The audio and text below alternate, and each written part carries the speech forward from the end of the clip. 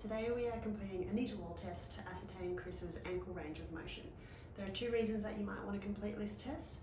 Firstly, if Chris is feeling that his ankle range is actually blocking him from certain movements, doing his squatting technique and that sort of thing within his training, we want to see if the ankle range is the actual problem. And the second reason might be if Chris has sustained an injury previously, to make sure that his injured ankle is getting back to the range that it needs to in comparison to his uninjured ankle. This is a really simple test when done correctly. You can use a goniometer to measure the angle of inclination of the tibia, but studies have shown that a knee to wall test with some tape measure is just as reliable. So all you really need is some tape measure, maybe some strapping tape, and a marking pen. So if you're doing general population and you need to sort of repeat a lot of these, I find that just marking on the tape 1 cent increments and taping this to the floor to set you up is effective.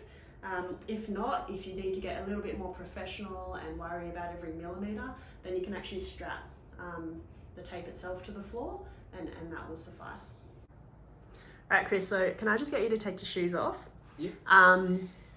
Basically, if you change the angle of the foot and rotate it outwards, you can normally achieve a bigger range of motion. So there are 3 things you want to sort of look out for when performing the test. You want to keep the foot straight, you want to keep the flexing knee aligned with the second toe, and you want to keep the hips from rotating. So the knee and the ankle are easy enough to observe.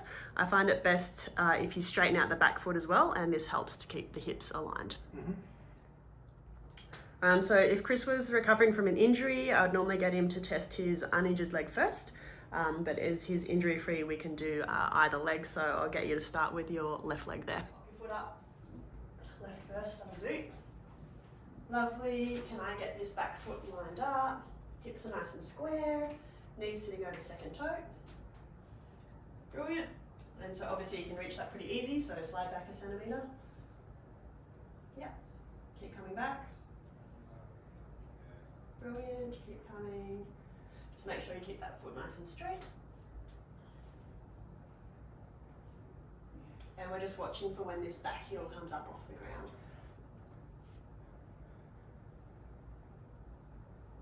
Brilliant.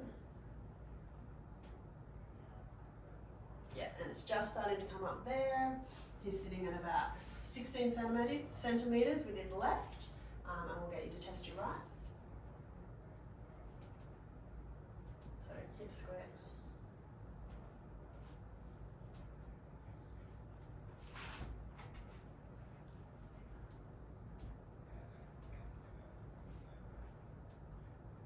Brilliant.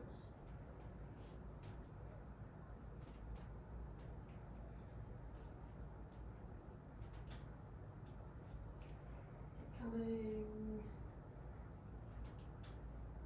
It's probably almost there. Yeah, and that's just lifting up. Heel's just lifting up there, and that one's about 17 centimeters on his right. Okay, so the norms for this test range from 5 to 15 centimeters. Under this range can be a lot less functional, and obviously over this range can sort of dictate potential for injury. So you're actually quite hypermobile through your ankles. 17 centimeters is above that sort of 15 centimeter average. It's more likely that we just want to monitor your ankles, make sure you don't get any niggles in there due to hypermobility. We'll make sure to keep some good calf strength and stability throughout your sort of strength program.